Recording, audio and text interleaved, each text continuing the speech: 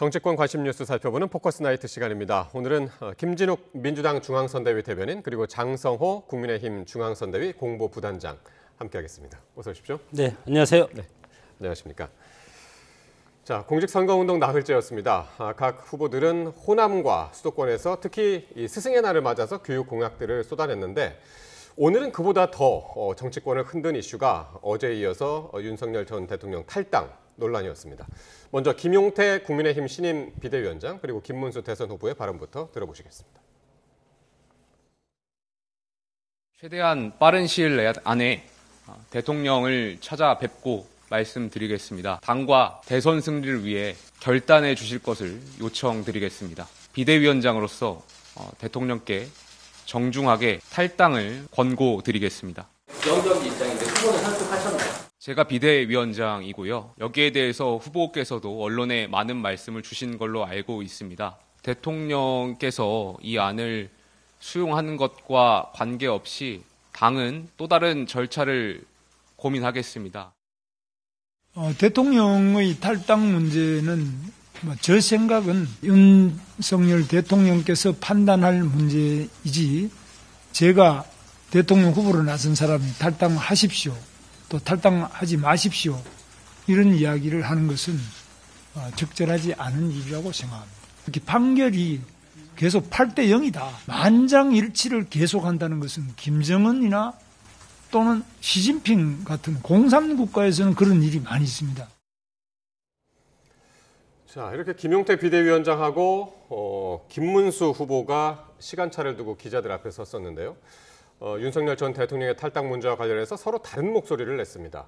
김 위원장은 탈당을 공개적으로 권고를 했고 김 후보는 스스로 판단한 문제다라면서 기존 입장을 되풀이했습니다. 먼저 장성호 공보부단장님. 네. 이거 어떻게 된 일인가요? 지금은 선거 국면이고 지난 후보 교체 막당 드라마 우리 국민의힘이 큰 당원과 국민들한테 상처를 주지 않았습니까? 그렇기 때문에 국민들 입장에서는 국민의힘이 아직 정신 못 차렸다.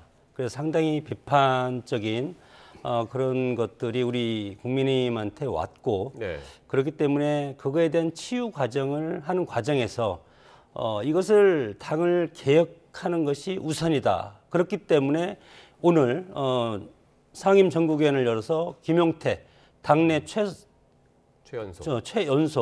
35세 비대위원장을 오늘 출범을 시켰습니다. 그렇기 때문에 지난번에 그 후보 교체의 어떤 그런 잘못된 그런 것들을 개혁의 시발점으로 삼아서 비대위원장과 대통령 후보는 각각 투트레로 갈 수밖에 없지 않습니까? 비대위원장 입장에서는 당정 분리라는 오늘 김용태 비대위원장도 마찬가지로 당헌 당규를 개정해서 당정을 분리하고 그리고 사당 정치를 금지하고 당내 민주주의를 실현한다. 이런 것이 비대위원장 취임의 일성으로 얘기를 했고 그런 차원에서 보면은 비대위원장 입장에서는 어떤 당의 그동안에 침체된 것을 다시 세우는 개혁을 주도하고 그리고 대통령의 탈당 문제라든가 탄핵에 대한 대통령의 탈당과 그리고 헌재 탄핵에 대한 그런 것들을 정리하는 것이 비대위원장이 할 몫이고 대선 후보 입장에서는 이번 대선은 보수를 지향하는 모든 사람들을 다 합쳐서 이재명 민주당과 싸워야 돼서 이겨야 되지 않습니까? 그렇기 때문에 김문수 후보 같은 경우는 통합적인 아젠다를 갈 수밖에 없다고 봅니다. 그렇기 때문에 김문수 후보가 마찬가지로 정당 개혁에 메스를 대서 기존에 있던 인물을 구태정치라고 매도를 하면 선거를 칠 수가 있겠습니까? 그렇기 때문에 현재 이런 모습 저는 당을 바로 세우는 것은 비대위원장이 하고 그리고 김문수 후보 같은 경우는 보수 정권을 다시 세워서 미래로 가는 그런 투트랙으로 갈 수밖에 없는 것이 국민의힘의 지금 현재의 상황이라고 봅니다. 전략적인 투트랙이다. 그래서 김용태 비대위원장은 공개적으로 탈당을 권유했고 김문수 후보는 그건 내가 할 이야기가 아니다. 라고 이야기를 했다는 거네요. 지금 말씀 들어보면. 글쎄요. 이거를 정말 전략적 투트랙이다 이렇게 볼 수가 있을까요? 제가 보거나 아니면 밖에서 많은 국민들께서는 당내에 불협화음이 시작된 거 아니냐 이렇게 볼 가능성이 있어 보입니다. 왜냐하면은 지금 모든 당무 우선권을 가지고 있다라고 하는 이 김문수 후보와 또 당의 비대위원장이 전혀 다른 방향으로 마주 달려가고 있다고 한다면 과연 어느 지점에서 접점을 찾을 수 있을 것인가 하는 부분에 있어서 많은 분들이 좀 헷갈려 하실 수 있다. 물론 김용태 비대위원장의 발언이 저는 맞다고 봅니다. 그러나 김용태 비대위원장의 발언도 사실은 저는 그 50점짜리라고 봅니다. 자진 탈당을 권유할 것이 아니라 예. 당에서 보다 강력한 조치로 출당 제명을 했어야 되는 것이 맞지만 그럼에도 불구하고 그런 것이 상당히 부담스러울 수 있다. 그렇기 때문에 김용태 비대위원장 입장에서는 본인이 최대한 양보했을 때 출당을 권고하는 것까지로 저는 뭐 입장을 정리한 게 아닌가 싶긴 한데 예. 그조차도 김문수 후보와 사전에 교감이 없는 방식으로 진행이 됐다면 이것은 갈등의 시작이 될 것 같고요. 이런 갈등이 몇 번 더 지속되다 보면 결과적으로는 김문수 후보가 김용태 비대위원장의 지명을 또 취소할 수도 있는 그런 상황이 올지도 모르겠다. 이제까지 국민의힘에서 정상적으로 선출을 통해서 뽑힌 당대표 또는 선출되지 않았지만 당대표의 사퇴 이후에 그 공백을 메꾸려고 했던 비대위원장들이 결국 많은 경우에 쫓겨나갔던 그런 그 전례를 저희가 최근에 2, 3년 사이에 이준석 지금 뭐 개혁신당 후보를 비롯해서 뭐 한동훈 전 당 대표까지 여러 차례 그런 부분을 목도했기 때문에 이번에도 김용태 비대위원장이 호기롭게 시작은 했습니다만 어디까지 밀어붙일 수 있을지 좀 지켜봐야 될 대목이다. 저는 그렇게 보고 있습니다. 국민의힘 비대위원장과 후보 사이의 불협화음이다 이제 그렇게 말씀하셨는데 그렇게도 볼 수 있는 것이 뭐냐면 이틀 전에 네. 김용태 비대위원장 지명자 때 뭐라고 했냐면 이 탈당 관련해 가지고 윤 전 대통령 탈당 관련해 가지고 김문수 후보 입으로 상식에 맞는 말씀을 드릴 것이다. 자기가 이제 지명자를 뗀 다음에 근데 오늘 그래도 이제 말이 달라졌단 말, 그 두 사람의 말이 다르단 말이에요. 뭐 다르다고 볼 수도 있겠지만 이것이 NCND 네. 애매모호한 그것이 정치적인 레토릭이라고 생각이 들고 결국은 지금 국민의힘 입장에서는 지지층을 하나로 묶는 그런 역할이 상당히 지금 급박하지 않습니까? 현역 의원들도 마찬가지로 모두가 다 친윤이든 친윤이 아니든 비윤이든 모든 국회의원들이 한마음 한뜻으로 모아서 보수 단일화, 보수 지지 세력이 모두가 빅텐트로 해서 반 이재명에 대응하는 예. 그런 빅텐트를 만드는 것이 최대의 목표이기 때문에 전략적으로 저렇게 갈 수밖에 없고 그럼에도 불구하고 지금 뭐 비상계엄 그리고 윤 대통령의 탄핵에만 해도 당이 정말 국민적으로 걱정도 많이 끼쳐 드리고 예. 그렇게 했지만 이번에 후보 교체라는 그런 극단적인 모습을 볼 때 당원들이 특히 PK, TK 여기에 당원들이 상당히 지금 이탈해 있는 상태입니다. 그래서 김문수 후보가 가장 먼저 달려간 곳이 PK, TK 지역이었고 마찬가지로 그 틈새를 이재명 후보도 달려가서 예. 그 틈새를 노린 것이 아니겠습니까? 알겠습니다. 이런 상황에서 투트랙으로 가지만 그럼에도 불구하고 지향점은 같다고 봅니다. 알겠습니다. 그러니까 내부적으로 이제 탈당에 대한 반대 목소리도 많기 때문에 네. 그런 당원들까지 이제 포용을 해야 되기 때문에 네, 그렇습니다. 어쩔 수 없는 선택이었다라고 말씀하셨는데 그런데 오늘 그 YTN 취재에 따르면은 김문수 후보가 윤 전 대통령하고 이제 통화를 했는데 거기서 뭐라고 했냐면 지금 탈당하면 선거를 치를 수 없다. 그러면서 자리를 지켜달라. 그러니까 탈당하지 말라라는 취지로 이제 말을 했다고 합니다. 사실상 이제 탈당을 만료했다는 건데요. 그렇습니다. 이게 사실이라면은 이게 지금 오늘 YTN의 단독 보도가 네. 사실이라면 상당히 그 김문수 후보의 지금의 입장과는 좀 배치되는 거 아닙니까?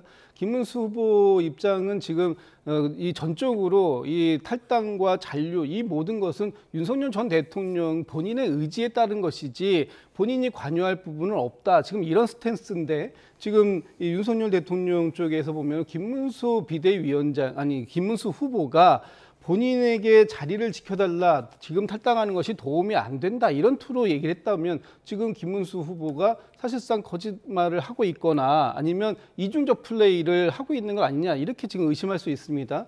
또 오늘 다른 뭐 방송사의 단독 보도를 보면 윤석열 대통령이 이랬다고 합니다. 선거에 도움이 되면 기꺼이 탈당하겠다. 하지만 탈당하면 지지자가 빠져나갈 것이 우려된다. 그래서 나는 지금 어떻게 해야 될지 모르겠으니까 당신이 결정해 주시오라고 오히려 공을 다시 김문수 후보 쪽에다가 넘기는 듯한 그런 메시지가 나오고 있어요.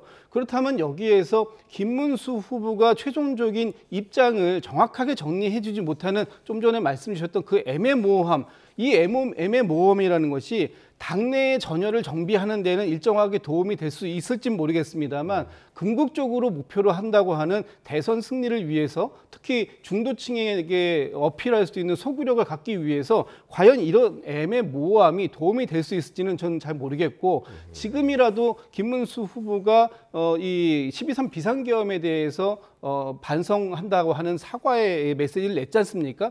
거기에 그 메시지가 진정성을 담보받기 위해서는 윤석열 전 대통령에 대한 강제적 출당, 제명, 이 부분이 수반이 되지 않는다면 결과적으로 보면 김문수 후보가 사과한 것은 진정성으로 평가받기는 굉장히 어려울 것이다, 이렇게 보고 있습니다. 민주당이 저런 이제 충고라고 생각하면 고맙지만 충고라고 생각하지 않고 적전 분열을 노린다고 봅니다. 물론 과거에 대한 사과라든가 잘못된 것에 대한 그리고 윤석열 대통령 과거 정권 같으면 선거를 앞두고, 큰 선거, 총선과 대선을 앞두고 대통령의 지지율이 하락해서 대통령이 여기 있으면 안 되겠다. 그러면 포스트에도 당을 작게 쓰고, 그리고 대통령이 극단적으로 탈당하는 경우도 있지 않았습니까? 그렇기 때문에 그것은 대통령도 국민의힘 출신이고 국민의힘 1호당이었고 국민의힘을 여전히 보수정당으로서 사랑하고 있다고 저는 생각이 들기 때문에, 사랑하고 있는 정당이라면 내가 어떤 역할을 하는 것이 중요할 것인가, 그것을 지금 고민하고 있을 것이고, 비대위원장이 선제적으로 대통령 탈당을 권유한다고 한 것은 어떤 시그널이 지금 있다고 봅니다. 이것이 길게 가지는 않을 것이고, 이번 일요일 날 TV토론이 있지 않습니까? TV토론에서까지 정책 토론하는 그 자리에서까지 대통령의 탈당에 대해서 어떻게 생각하냐, 그런 것이 토론의 주제가 돼서는 안 된다고 저는 생각을 하기 때문에, 물론 뭐 전원이지만 관계자의 발언이지만 이것이 사실인지 아닌지는 저는 뭐 100% 사실이라고는 뭐 확인할 수가 없을 것 같고, 대통령으로서는 지금 저간에 있었던 여러 가지 표현들, 그리고 우리 언론에 취재한 부분들, 이것을 종합적으로 판단해서 이번 주 토요일까지는 이거에 대해서 결론을 내야만이 일요일 날 TV 토론부터 해서 정책으로서, 그리고 어떤 명분으로서 이재명 후보에 대한 공격이라든가 이런 것에 집중할 수 있다고 봅니다. 알겠습니다. 그러니까 지금 여러 가지 말씀하시죠. 그렇다면 지금 윤석열 전 대통령과 김문수 후보가 두 분 사이에 통화가 있었던 건 오늘 김재원 비서실장을 통해서도 확인이 된 거 아닙니까? 그 두 분 사이에 말이 좀 다르다고 한다면 김문수 후보가 두 분 통화에 대해서 구체적으로 어떻게 말씀을 나누었는지, 또 이 부분에 대한 김문수 후보의 최종적인 입장은 무엇인지, 저는 그런 부분들을 국민들께 소상하게 좀 말씀을 드려야 된다고 봅니다. 그러니까 김재원 비서실장이 이제 김문수 후보가 윤 전 대통령을 탈당을 만류한 건 아니다, 이제 그런 입장을 냈고, 근데 이제 전체적으로 단독 기사들의 공통점을 찾아보자면 윤 전 대통령이 아까 이제 어느 방송사를 말씀하셨습니다만은 내가 당이 원하면 탈당하겠다라는 이제 그 단독 기사였다고 하면은 저희 기사에서는 당이 원하는 대로 하겠다라고 이제 했거든요. 다 이제 비슷비슷한 그 기사들이 나와서 말이죠. 김용태 비대위원장이 오늘 비대위원장 상임정국위를 통해서 오늘 몇 시간 전에 당 비대위원장이 정식으로 됐지 않았습니까? 그러면서 윤석열 대통령이 탈당을 권유를 공식적으로 했습니다. 그것은 당의 입장입니다. 그러면 이거에 대해서 후보 입장에서는 대통령 판단에 맡기겠다고 하지 않았습니까? 그러면 당에서는 탈당을 권유했고 후보 입장에서는 대통령의 판단에 맡기겠다, 그렇게 했기 때문에, 그러면 이제는 이 공이 윤석열 전 대통령한테 가 있다고 봅니다. 그럼 윤석열 대통령이 과연 내가 알겠습니다. 탈당을 했을 때 우리 보수 정당이 더 유리한 것인가, 예. 아니면 정말 내가 탈당을 했을 때 지지층이 나를 따라올 것인가, 예. 그거에 대해서 정무적인 판단을 해서 국민의힘을 살리는 쪽으로 결정하리라고 생각이 듭니다. 예. 저는 그렇게 생각하지 않아요. 죄송한데 네. 그 지금 이제 윤석열 전 대통령과 김문수 후보는 저는 입장이 같다고 봅니다. 김문수 후보가 오늘 YTN의 보도에 의한 것처럼 당의 잔류를 해주십사라고 말씀하신 것, 그것과 또 그 윤석열 전 대통령이 내가 나가고 언제든지 나갈 수는 있지만 나가는 것이 과연 당의 내가 탈당하면 지지자들이 빠져나갈 텐데 괜찮겠느냐라고 하는 부분에 방점이 있다면 사실상 두 분의 입장은 같은 거죠. 다만 다른 입장이 있다면 김용태 비대위원장의 입장이 지금은 다르게 나온 것이고, 그 김용태 비대위원장의 입장이 어떻게 앞으로 이제 정리가 될 것인지 저는 결론은 거기에 있다고 봅니다. 비대위원장을 뭐 과거에 지금 국민의힘이 지금 상처뿐인 영광일 수도 있지만 그렇게 여러 가지 탄핵 국면이라든가 여러 가지 힘든 국면을 겪지 않았습니까? 여기에서 과거처럼 비대위원장을 끌어내린다든가 그런 구태는 김문수 후보의 과거의 정치 역정을 보면 그런 경우가 없습니다. 그렇기 때문에 그런 것에 대해서는 우리 이제 민주당이라든가 국민의힘을 비판하는 세력들은 이거에 대해서는 걱정하지 않아도 그대로 잘 굴러갈 것이라고 봅니다. 윤 전 대통령 탈당과 관련해서 두 분이 이제 할 말씀이 너무 많은데 요 발언 듣고 계속 이제 그 주제 계속 이어가도록 하겠습니다. 민주당에서는 오늘 이렇게 얘기했는데요. 윤호중 민주당 총괄선대본부장의 말 들어보시겠습니다. 윤 전 대통령은 탈당을 포함해 무엇이든 후보의 결정에 따르겠다며 사실상 김문수 후보에게 공을 떠넘겼습니다. 윤석열 대통령 덕에 장관도 해보고 대통령 후보까지 된 김문수 후보가 윤석열을 끊어낼리 만무합니다. 마음에도 없는 탈당, 출당 얘기로 어그로 끌지 말고 내란에 대한 사과나 하기 바랍니다. 들으신 대로 김문수 후보가 윤 전 대통령을 끌어낼리 만무하다. 내란 사과나 하라고 했는데 국민의힘에서 그러면 윤 전 대통령 탈당을 안 했을 경우 비대위원장 중심으로 해서 윤 전 대통령을 출당시킬 가능성은 있습니까? 권고라는 것은 하겠다는 뜻이 아니고 대통령의 판단에 맡기겠다는 겁니다. 워딩 그대로 하면 저는 그렇게 된다고 봅니다. 왜냐하면 과거 탄핵 국면 선제 앞에서 모였던 많은 당원 동지들 그리고 애국 시민 여러분들, 시민들 결집된 것이 상당히 강하지 않았습니까? 그 힘을, 그 결집된 힘을 아프게 지금 시작하는 보궐선거인 대선에서 국민의힘이 다시 정권을 잡지 않으면 이 나라가 민주당의 일극체제가 되기 때문에 그것에 대해서 민주당을 이기고 국민의힘이 다시 재집권해서 일극체제를 막을 어떤 의무가 국민의힘에 있기 때문에 그렇게 극단적인 것으로 갈 수는 없다고 생각이 듭니다. 오늘 김용태 비대위원장이 뭐라고 했냐면요. 윤 전 대통령이 이 안을 수용하는 것과 관계없이 또 다른 절차를 고민하겠다고 해서 이제 그 질문을 드린 건데 어떻게 들으셨나요? 저는 그 김용태 비대위원장이 윤석열 전 대통령에 대해서 출당을 권고한 것, 거기가 최대치일 것이다 이렇게 예측을 합니다. 지금 더 이상의 조치는 없을 것이다, 할 수가 없다라고 봅니다. 왜냐하면 지금 김용태 비대위원장이 그 취임을 했습니다만 비대위의 구성이 단 한 명도 바뀌지 않았습니다. 지금의 이 비대위 구성이 지난 주말에 있었던 이 소위 김문수 후보 강제적인 교체 그 파동을 주도했던 그 세력들 아닙니까? 거기에 가장 큰 세력이 권성동 원내대표고요. 그렇다면 지금의 친윤 비대위 상황 속에서 그 당시에도 반대를 유일하게 했던 사람이 김용태 비대위원이었습니다. 당시에. 그렇다면 그 비대위원이 비대위원장이 됐다고 해서 갑자기 그 비대위 구성이 전혀 변화가 없는 상태에서 비대위원장 마음대로 이것을 끌고 갈 수 있다? 저는 그렇게 판단할 수 없다고 보고요. 지금의 국민의힘은 이미 어떤 변화를 가져오기에는 너무나 화석화가 되어 있다. 이런 말씀을 좀 드리고 싶습니다. 그러면 이렇게 질문을 드려보면 두 분은 어떠실까요? 그러니까 지금이라도 윤 대통령이 탈당하거나 어쨌든 그렇게 되면 국민의힘과 절연을 하게 된다면 이게 지금 대선 국면에서 국민의힘에 과연 도움이 되느냐? 이게 내부 통합이냐 이제 외연 확장이냐 이제 그 문제도 이제 같이 연결이 되어 있는 건데 어떻게 보시나요? 탈당은 대통령 스스로 본인의 국민의힘한테 유리하다면 도움이 된다면 뭐 탈당을 하리라고 봅니다. 그렇기 때문에 그 판단은 뭐 전적으로 윤석열 전 대통령한테 있다고 보고 그것에 맞춰서 국민의힘은 앞으로 갈 수밖에 없다.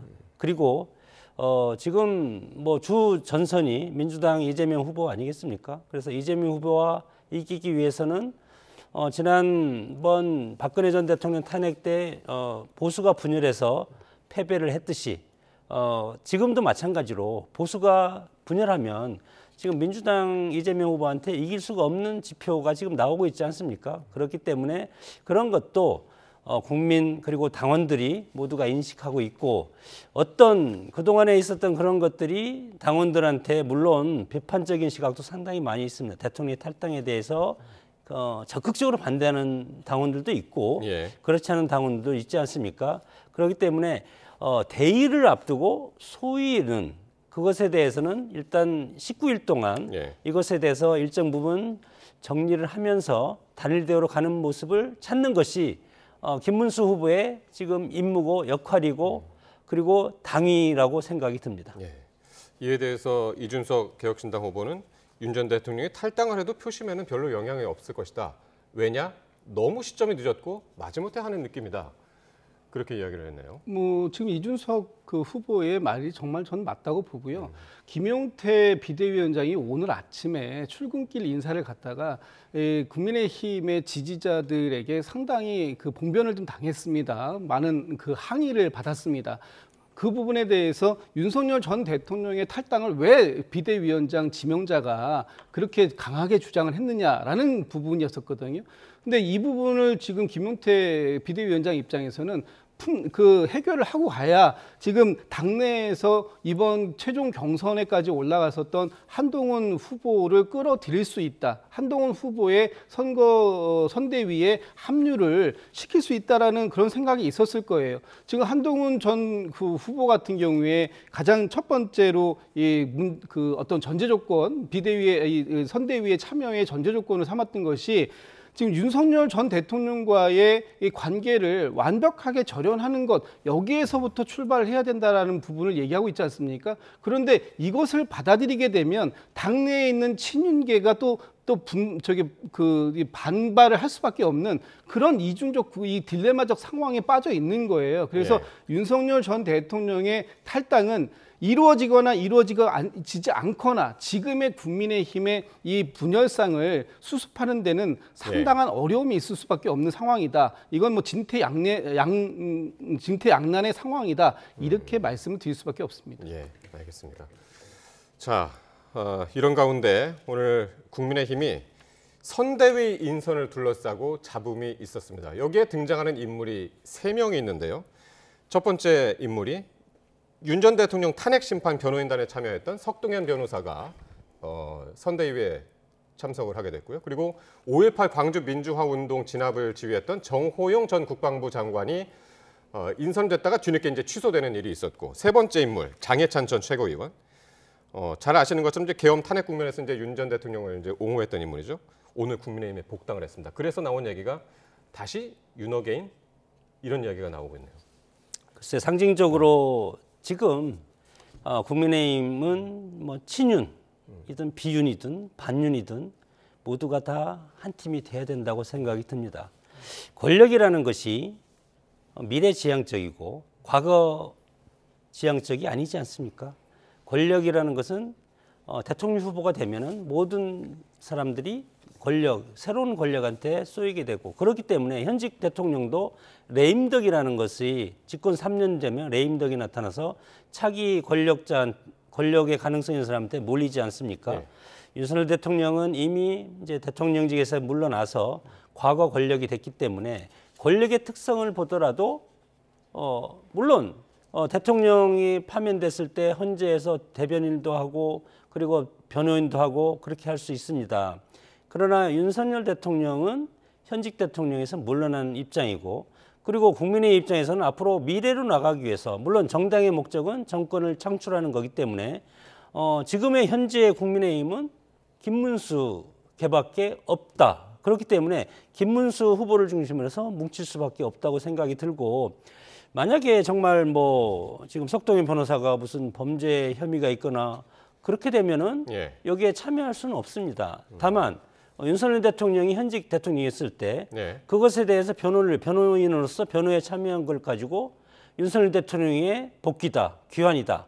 그렇게 하는 것은 어폐가 있다고 보고 그런 것은 과거의 구태 정치에 젖은 뭐 예를 들어서 개파 정치죠. 친이 예. 친박 그리고 친노, 비노, 반노 뭐 친명, 반명, 비명 이런 식으로 그런 산술적인 어떤 워딩에 익숙한 예. 우리 어떤 그 사회의 딱지 붙이기 그거의 일환이고 이제는 정말 대통령이 탄핵이 되고 새로운 패러다임으로 대통령 선거가 치러지고 있기 때문에 그런 어떤 구태적인 시각은 버려야 되지 않을까 생각이 듭니다. 어쨌든 뭐 선대위는 후보 중심으로 해서 뭐 모일 네. 수밖에 없다 이제 네. 그런 말씀인데, 근데 뭐 모이더라도 이게 이제 선거에 도움이 되느냐?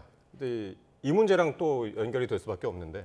저는 뭐 원팀을 구성하는 것에는 최소한의 원칙은 있어야 된다고 생각해요. 지난 경선 과정에서 김문수 후보와 경합을 치루었던 그런 다른 후보를 지지했던 사람들까지는 뭐 참여할 수 있죠. 그것은 원팀이라고 저희가 얘기할 수 있습니다. 그러나 지금 석동현 변호사를 영입하는 건 다른 문제입니다. 석동현 변호사는 좀 전에 말씀 주셨던 것처럼 윤석열 전 대통령의 변호인입니다. 그리고 비상계엄을 계몽령이라고 얘기하면서 옹호했고 또 탄핵에 반대했던 사람입니다. 지금 이 사람 이런 분을 비판적으로 원팀이라는 이름 아래서 무조건적으로 포용한다면 그럼 왜 윤석열 전 대통령은 탄핵을 출당을 시켜야 된다라는 얘기를 하고 있습니까? 이거 모순되는 거 아닙니까? 윤석열 전 대통령도 도움이 된다면 이제는 과거를 잊고 그냥 저희가 함께 하겠습니다라고 그렇게 말씀을 하셔야 되는 것이 맞는 것 아닐까요?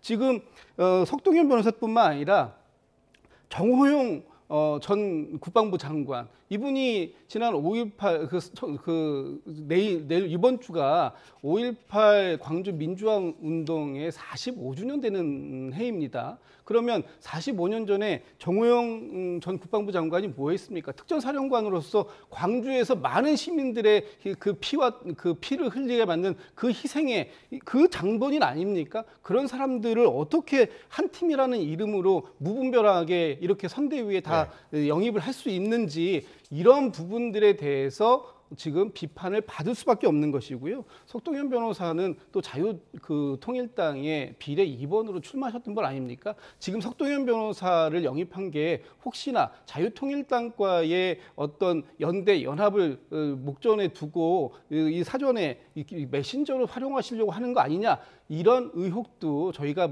가져볼 수 있다 이런 말씀도 좀 드리고 싶습니다. 꿈보다 해몽이 이제 좋다고 이제 생각이 드는데 민주당은 그러면 자료습니까? 과거에 지난 총선 때 완전히 비명 학살, 비명 행사 그런 분들 다 지금 해서 선대위에서 국민통합과 관련된 무슨 위원장 여러 가지 다 해서 선대위에 포진을 시키고 심지어 보수 책사라고 하는 윤여준 전 장관 물론 2번의 책사를 실패를 한 분이지만 그런 분들 보수 인사를 대거 포연하고 그리고 최근에 탈당한 국회의원을 지금 뭐 전화도 하고 뭐 다음 주에 지지 선언한다고 하고 그런 것들은 그러면 올바른 그리고 과거에도 마찬가지로 예를 들어서 민주당에서 국민의힘으로 왔다가 보수정당으로 왔다가 다시 또 돌아간 김부겸 전 뭐 총리라든가 이런 분들은 당적을 이탈하면서까지 현란하게 왔다 갔다 한 분들은 그리고 그 당 최고위원 김민석 의원도 마찬가지 아닙니까? 과거를 보면은 그런 것까지 다 따지면 이 정치에서 제대로 돼서 평가할 사람이 있겠습니까? 우리 정치의 모습이 그런데 그러니까 이런 걸 가지고 하나하나 따지게 되면은 국민들만 머리 아프고 피곤하니까 정치권에 맡겨줘서 나중에 국민들이 표로서 심판하면 된다고 봅니다. 두 분 충분히 이제 말씀하셨다고 생각이 되고요. 시청자 여러분도 이제 그렇게 판단하실 것 같습니다. 자, 국민의힘을 탈당하고 하와이에 간 홍준표 전 시장 이야기인데요. 대선 전국에서 연일 화제가 되고 있습니다. 오늘은 이 30년 전에 내가 민주당에 갔더라면 이라는 글을 올려가지고 논란이 됐습니다. 이게 한번 볼까요? 화면 잠깐 보시면은요. 청년의 꿈이라는 그 지지자들의 이제 사이트가 있죠. 여기에 고 노무현 전 대통령 따라서 꼬만 민주당에 갔더라면 의리, 도리, 상식이 통하지 않는 당에서 가슴앓이 하지 않았을지도 모르겠다. 이런 글을 올려서 오늘 또 논란이 됐습니다. 김문수 후보가 지금 김대식 의원을 하와이로 파견한다고 그러죠? 예, 예. 뭐 가서 설득을 하겠다고 하고 예. 김대중은 뭐 경선 과정에서 캠프의 좌장 맡으면서 경선을 지휘를 한 분이고 그렇기 때문에 측근이기 때문에 사실은 뭐 정계를 은퇴하고 탈당을 하고 하와이로 가신 분이 다시 친정이지 않습니까? 그리고 본인이 대표를 2번이나 하고 예. 대구 직전에는 대구시장까지 하고 그러면 이 우리 국민들의 가슴이 어떨까? 우리 당원들의 가슴이 어떨까? 찢어지리라고 생각이 듭니다. 그래서 저도 국민의힘의 일원으로서 물론 뭐 홍준표 전 대구시장 저도 정치인으로서 사장님 여러 가지 한국 정치에 큰 기여를 했고 거목이라고 생각을 하고 이런 분이 당이 얼마나 잘못됐으면 예. 저렇게 당을 비판을 할까? 본인이 당대표를 뭐 2번이나 하고 그런 분이기 때문에 그럼에도 불구하고 본인의 지금까지 30년 동안 정치를 해온 그런 정당이고 예. 애증은 있지만 그럼에도 불구하고 당 원로로서 이제는 당이 앞으로 잘 쇄신해서 잘 갈 수 있도록 덕담을 했으면 좋겠다 그런 생각이 하여튼 듭니다. 상임선대위원장직까지 그 제안을 거절하고 하와이로 갔기 때문에 아무리 비서실장이었던 김대식 의원이 가서 설득한다고 모르겠습니다. 그 설득이 될지 안 될지는 모르겠으나 오늘 이런 보도도 있었습니다.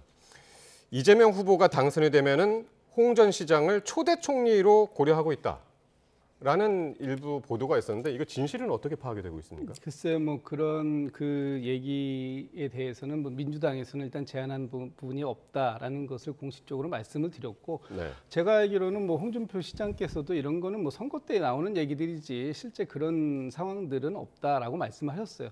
다만 저는 이런 것 같습니다. 홍준표 전 대구시장께서 본인이 은퇴한 것은 국민의힘에서 은퇴한 것이지 다시 선거가 끝나면 돌아오겠다라고 말씀하신 거 보면 어떤 직이나 자리의 문제가 아니라 어떤 그 역할, 정치적인 역할에 대해서는 생각을 해보시겠다 이런 생각을 가지고 계신 것 같다라는 생각이 듭니다. 예. 지금 국민의힘에서 국민의힘의 과거에 국민의힘에 몸담았다가 떠나신 분들에 대해서는 굉장히 야박하게 평가하시고 비판하시면서도 홍준표 전 대구시장에 대해서는 좀 긍정적인 애정 어린 말씀을 주시는 거 보니까 예. 여전히 홍준표 시장에 대해서는 국민의힘과 함께 힘을 합칠 수 있는 사람이다 이렇게 보고 계시는 것 같은데 저는 뭐 이번에 그 홍준표 시장께서 오죽하셨으면 이렇게 그 탈당하고 외국으로 나가 계시고 또 외국에 나가셔서도 여전히 국민의힘에게 이렇게 쓴소리를 좀 아끼지 않고 하시는가라고 보면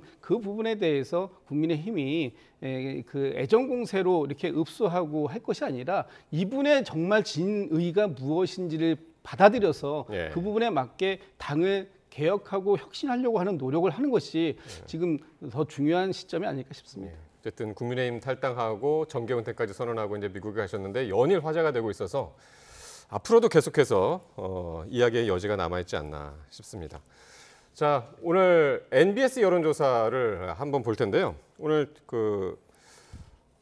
화면 보면서 말씀 나누죠. 대통령 후보 지지도. 이번에는 뭐 내일이 대통령 선거라면 누구에게 투표하겠느냐 이런 질문이었는데 이재명 후보 역시 저 오차 범위 밖에서 선두를 달리고 있고요. 49%. 김문수 27, 이준석 7, 황교안 1 이렇게 됐는데 김문수, 이준석 후보 지지율이 조금 오르지 않는 모습인 것 같고요. 그 다음 장 보실까요? 네, 대선 구도 인식 추이. 그동안에 이제 변화 모습인데 정권이 교체돼야 된다 57, 정권 재창출돼야 된다 32, 정권 교체가 돼야 된다는 57%는 지난 1월 2주차 이후에 가장 지금 높은 수치고요. 다음 장이요. 정당 지지도 추이도요. 민주당이 42, 국민의힘 28 많이 벌어졌습니다. 여기까지만 일단 보고 말씀 듣겠습니다. 이런 지금 NBS 여론조사 두 분 어떻게 보셨나요? 뭐 지지율 같은 경우는 국민의힘은 선거 등록 당일날 아슬아슬하게 후보자가 결정이 됐지 않았습니까? 후보 등록도 못할 뻔했습니다. 그래서 선거운동 첫날 프랜카드도 못 달고 유세사도 거의 없었고 아슬아슬하게 뭐 다른 지역도 있지만 못 달고 출발하고 역사상 대통령 선거 역사상 이런 경우가 없었다. 그래서 그 실망한 국민들이 상당히 많았다고 봅니다. 그래서 지금 선거 초반에 상당히 휘청거리는 모습을 보였지만 예. 이제 그것을 수습해가는 과정에 있고 당에서도 마찬가지로 총력적으로 선대위를 꾸려서 이제는 아주 급하지만 예. 뭐 선거 공보물이라든가 여러 가지 할 게 상당히 많지 않습니까? 그런 것이 뭐 정상적이지는 않지만 그래도 정상화시키려고 상당히 노력해서 예. 일정 부분 이제는 선거 운동이 제대로 시작되고 있는 시점이기 때문에 저 지지율은 그 정도로 나올 수 있다고 생각이 듭니다. 그리고 이제 제대로 된 선거 운동을 하면서 당은 개혁대로 하고 후보는 국가의 미래 비전에 대해서 얘기하고 그리고 이번 선거의 구도와 의미 그것을 유권자들이 한테 우리가 어떻게 설명하냐에 따라서 이 견제 심리가 발동을 해서 보수 정당 후보가 그래도 이재명 후보가 되면 안 되겠다는 그런 중도층한테 호소력이 먹힐 경우 저는 지지율은 어느 순간 바뀔 수도 있고 줄어들 가능성이 크다고 봅니다. 이제 시작이다. 앞으로 오를 여지가 많이 남아있다 보셨고요. 뭐 그렇게 보실 수도 있습니다만 저는 이 여론조사 결과가 참 의미가 있다고 보는 게 일단 공식 선거 운동이 시작되고 난 다음에 나온 여론조사이기 때문에 그 전에 있었던 조사들하고는 좀 다른 의미가 있다라고 보는데 저는 뭐 이런 그 큰 추세의 변화가 없을 것이다라고 예상을 했었는데 지금 그대로 지금 진행이 흘러가고 여론이 흘러가고 있어요. 왜 그러느냐? 이런 것들은 예견된 결과라고 저희가 볼 수 있습니다. 첫 번째는 국민의힘이 보였던 그 비민주성, 반민주성에 대한 후보 선출 과정, 그리고 후보 선출 이후에 선출된 후보를 끌어내리려고 했던 그런 사실상의 후보 교체라고 얘기하지만 후보 강탈 사건이 있었던 이런 내용들이 첫 번째는 주요한 원인이 될 것이고 그보다 더 큰 원인으로는 지금 국민의힘은 여전히 지금 선거운동이 한 4일쯤 지났습니다만 아직까지도 이번 조기 대선이 어떤 시대 정신을 갖고 있는지를 정확하게 파악하고 있지 못하다. 마치 그냥 반 이재명만 외치면 모든 것이 다 해결될 것처럼 보이지만 그렇지 않다는 겁니다. 실패한 윤석열 정권의 3년을 평가하는 선거이기도 하고 또 이번 그 12.3 비상겸의 위헌성, 위법성 때문에 윤석열 전 대통령이 파면에 이르기까지 된 이 상황 속에서 여전히 국민의힘이 윤석열 전 대통령에 대해서 옹호하고 끊어내지 못하는 이런 모습들이 지금 일반 유권자들의 눈에도 그대로 여실히 보여지고 있다. 그렇기 때문에 이 지지율의 추이가 당분간 큰 변화가 없을 것이다. 저는 그렇게 보고 국민의힘의 어떤 대오각성, 반성 뭐 이런 부분들을 좀 촉구해야 되는 입장이다. 이렇게 보고 있습니다. 자, 마지막으로 그 여론조사 그래픽이 남은 게 하나 있죠? 하나 더 있죠? 요거 마지막으로 하나 더 볼 텐데요. 김문수, 이준석 단일화 그래프인데요. 이게 김문수 후보로 단일화가 될 경우 이준석 후보의 표심이 어디로 가느냐입니다. 그리고 그 반대도 적용이 되는데 일단은 김문수 후보로 단일화될 경우 이준석 후보의 지지 표심이 김문수로 간다 55, 이재명으로 간다 30, 아무데로 안 간다 13이고요. 이준석 후보로 단일화될 경우 이준석 후보로 간다 김문수 후보 지지표가 64, 이재명으로 9, 아무데도 안 간다 27 이렇게 되어 있습니다. 이거를 어떻게 읽어야 되냐? 대체로 이 단일화 효과가 그리 크지 않은 거 아니야? 이렇게들 읽는 분들이 읽더라고요.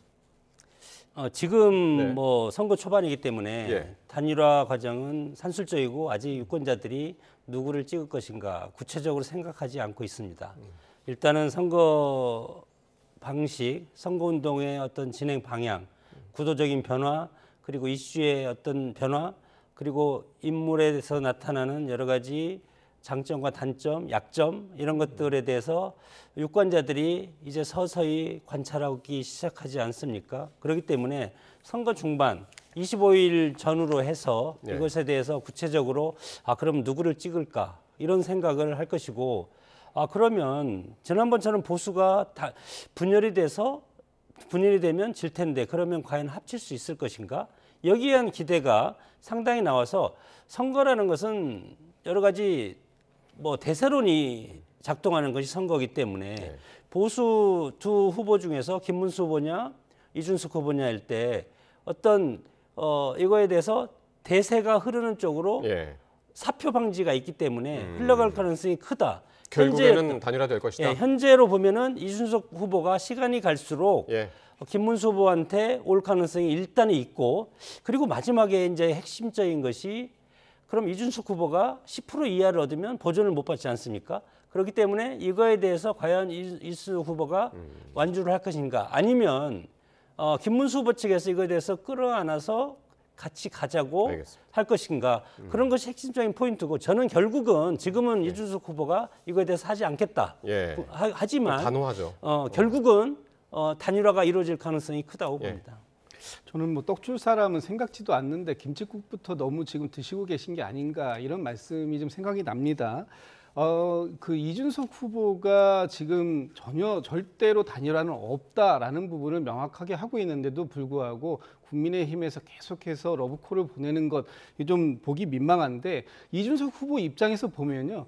어차피 완주에서 10%를 못 받아가지고 이 선거 비용을 보존받지 못하나, 중간에 포기해서 선거 비용을 보존받지 못하나 똑같습니다. 그렇다면 오히려 지금의 이준석 후보 입장에서라면 명분 있게 싸우고 명분을 만들어서 차차기 또 그 이후까지 계속해서 이준석 후보의 장차적인 비전을 밑단을 튼튼하게 만들어내는 것이 더 중요한 예. 그런 선거가 될 수 있는 상황 속에서 이준석 후보에게 계속해서 이렇게 단일화를 촉구하는 모습은 참 보기가 민망스럽다, 이런 말씀을 드리고 싶습니다. 보수가 만약에 선거에서 질 경우, 그러면 만약에 지금 한동훈 후보 지금 선거운동 돕지 않고 있지 않습니까? 그러면 선거가 만약에 패배로 끝났다면 그 비판, 그러면 한동훈 후보가 다음 대표 선거에 나와서 되겠습니까?